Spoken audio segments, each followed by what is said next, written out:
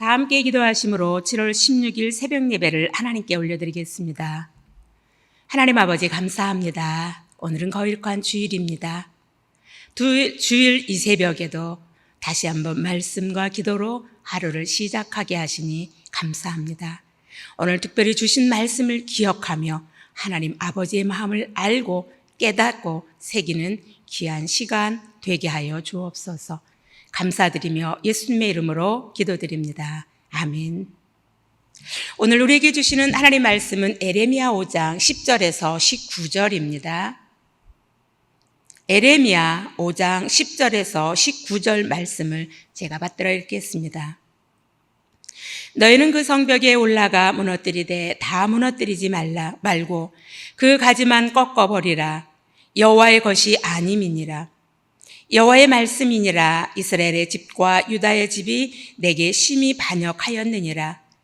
그들이 여호와를 인정하지 아니하며 말하기를 여호와께서는 계시지 아니하니 재앙이 우리에게 임하지 아니할 것이요 우리가 칼과 기근을 보지 아니할 것이며 선지자들은 바람이라. 말씀이 그들의 속에 있지 아니한즉 그같이 그들이 당하리라 하느니라. 그러므로 만군의 하나님 여호와께서 이와 같이 말씀하시니라. 너희가 이 말을 하였은즉 볼지어다 내가 내 입에 있는 나의 말을 불이 되게 하고 이 백성을 나무가 되게 하여 불사르리라. 여호와의 말씀이니라. 이스라엘의 집이여 보라 내가 한 나라를 먼 곳에서 너희에게로 오게 하리니 곧 강하고 오랜 민족이라. 그 나라의 말을 내가 알지 못하며 그 말을 내가 깨닫지 못하느니라. 그 화살통은 열린 무덤이요 그 사람들은 다 용사라. 그들이 내 자녀들이 먹을 추수 곡물과 양식을 먹으며 내 양떼와 솥대를 먹으며 내 포도나무와 무화과 열매를 먹으며 내가 믿는 견고한 성들을 칼로 파멸하리라. 여호와의 말씀이니라. 그때에도 내가 너희를 진멸하지는 아니하리라. 그들이 만일 이르기를 우리 하나님 여호와께서 어찌하여 이 모든 일을 우리에게 행하셨느냐 하거든 너는 그들에게 이르기를 너희가 여호와를 버리고 너희 땅에서 이방 신들을 섬겼은즉 이와 같이 너희 것이 아닌 땅에서 이방인들을 섬기리라 하라. 아멘.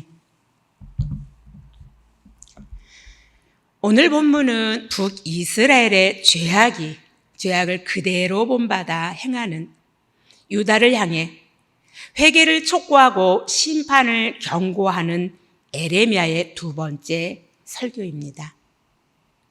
유다를 위한 에레미야의 애가 또 유다의 멸망의 참상에 대해서 언급한 그 전단락 말씀에 이어 오늘 본문 5장에서는 유다에 대한 피할 수 없는 심판과 유다 백성들의 완전한 타락으로 하나님의 백성임에도 불구하고 하나님의 말씀 청종하기를 거역함으로써 여호와가 그들의 하나님이 되고 그들은 여호와의 백성이 되는 것을 거부함은 물론 하나님의 징계에도 불구하고 완고하여 돌이키지 않았을 뿐만 아니라 하나님을 버리고 우상 숭배하는 영적 음행을 범한 것에 대한 압달렉에서 살펴보았지요. 그리고 오늘 본문은 압달렉에 이어 하나님을 버리고 이방 신들을 섬긴 것에 대한 말씀과 범죄한 유다에 대한 심판의 방법을 설명하고 있는 것입니다. 그것은 먼 곳에서 오는 강한 나라를 도구로 상용하여 유다를 멸망하게 하신다는 말씀이지요. 여기서 먼 곳으로부터 오는 강한 나라다라는 것은 느부갓네살이 이끄는 바벨론 군대를 가리키는 것으로 하나님의 은혜를 망각하고 하나님을 떠난 유다는 종교, 정치, 사회 모든 영역에서 심각한 상황을 초래했으며 그 결과 하나님의 심판을 면하지 못했습니다. 그러나 택한 백성에 대한 하나님의 언약으로 하나님은 유다에 대한 피할 수 없는 심판과 파멸을 경고하면서도 유다를 완전히 멸하지는 않을 것임을 말씀하고 계십니다. 10절입니다. 너희는 그 성벽에 올라가 무너뜨리되 다 무너뜨리지 말고 그 가지만 꺾어버리라. 여호와의 것이 아님이니라. 하나님은 백성이 범죄하여 그 죄에 대해서는 반드시 그리고 엄히 징계하시지요. 그럼에도 불구하고 오늘 본문에 보니 그 백성 자체만은 결코 버리지 않으시는 언약에 신실하신 분으로 하나님의 사랑과 회복으로 하나님의 존재를 부인하고 그 말씀을 믿지 않고 범죄하여 징계 가운데 처한다 할지라도 구원의 소망을 가질 수 있는 길을 열어 놓으셨던 것입니다. 사실 에레미야가 활동하던 시기는 유다 왕조 마지막 때로 유다 왕조 말기인 요시야 때 예언을 시작한 여호아하스, 여호야김, 여호야긴 그리고 마지막 왕인 시드기야까지 멸망을 향해 가던 왕들의 통치 시기에 예언 활동을 한 것으로 에레미야는 끊임없이 하나님의 심판과 유다의 멸망에 대해 경고할 수밖에 없었던 슬픈 현실의 예언자였지만 사람들은 그를 오히려 나라를 멸망하게 하는 예언자로 많은 핍박과 고난을 받았던 우리를 잘 알려진 눈물의 선지자로 하나님의 이끌는 마음이 그를 통해 에레미야의 곳곳에 기록되어 있다는 것을 우리는 에레미야서 말씀 묵상을 통해 볼 수 있습니다. 그러면 이제 좀 더 구체적으로 말씀을 부인하며 우상 숭배에 앞장섰던 그들을 보면서 하나님의 백성은 어떻게 살아야 하는지 함께 살펴보도록 하겠습니다. 먼저 하나님의 존재를 부인하는 반역자들로 하나님께서는 이스라엘과 유다가 심히 반역했다고 기록하고 있는 것으로 11절에서 12절입니다. 여호와의 말씀이니라. 이스라엘 집과 유다의 집에 내게 심히 반역하였느니라. 그들이 여호와를 인정하지 아니하며 말하기를 여호와께서 계시지 아니하니 재앙이 우리에게 임하지 아니할 것이요 우리가 칼과 기근을 보지 아니할 것이며.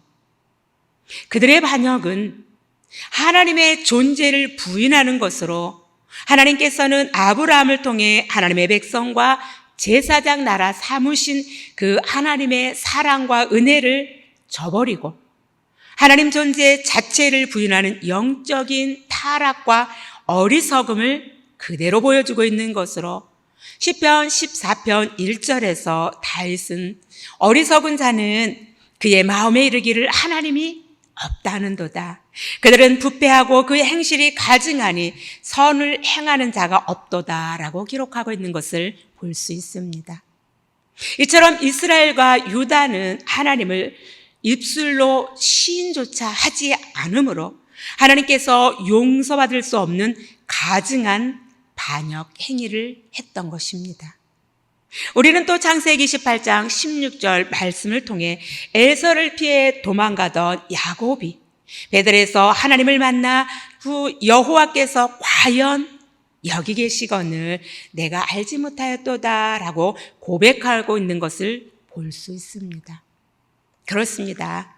하나님은 우리 삶의 자리가 어떠하던 그 넘어 일하시는 주님으로 언제나 우리와 항상 함께 계시며 우리를 떠나지 않으시는 분입니다. 그러므로 하나님을 붙잡고 하나님을 신뢰한 자들은 결코 망하지 않으며 오히려 하나님이 주시는 복을 누리게 된다는 것을 우리는 오늘 말씀을 통해 다시 한번 기억하실 수 있기 바랍니다. 이어서 두 번째는 하나님의 말씀을 부인하는 반역자들로 13절입니다. 선지자들은 바람이라 말씀이 그들의 속에 있지 아니한즉 그같이 그들이 당하리라 하느니라. 아멘. 하나님의 존재를 무시하던 선지자들을 향해 선지자들은 바람이라 말씀이 그들의 속에 있지 아니한즉 그들이 그같이 당하게 될 것이라 라고 말씀하셨습니다. 여기서 바람이라 함은 잠깐 불다가 사라져버릴 존재들이라는 의미로 하나님의 존재를 부인했기에 더욱 하나님의 말씀을 믿지 못하게 된 것으로 에레미야를 통해 끊임없이 경고하시는 하나님의 심판을 믿지 못했을 뿐만 아니라 오히려 하나님의 심판을 선포하는 에레미야를 거짓말하는 자들로 하나님의 말씀을 인정하지 않고 있다는 것입니다. 그런 그들을 향해 하나님의 말씀이 불이 되어 나무와 같은 이스라엘의 존재들에게 불로 사르리라는 심판의 메시지로 말도 알지 못하는 강대한 나라가 쳐들어와 그들을 심판하게 되며 그들의 자녀와 곡식과 양식을 다 먹으며 멸망시킬 것이라고 예언하고 있는 것으로 16절 말씀도 제가 다시 한번 읽겠습니다. 그 화살통은 열린 무덤이요 그 사람들은 다 용사라.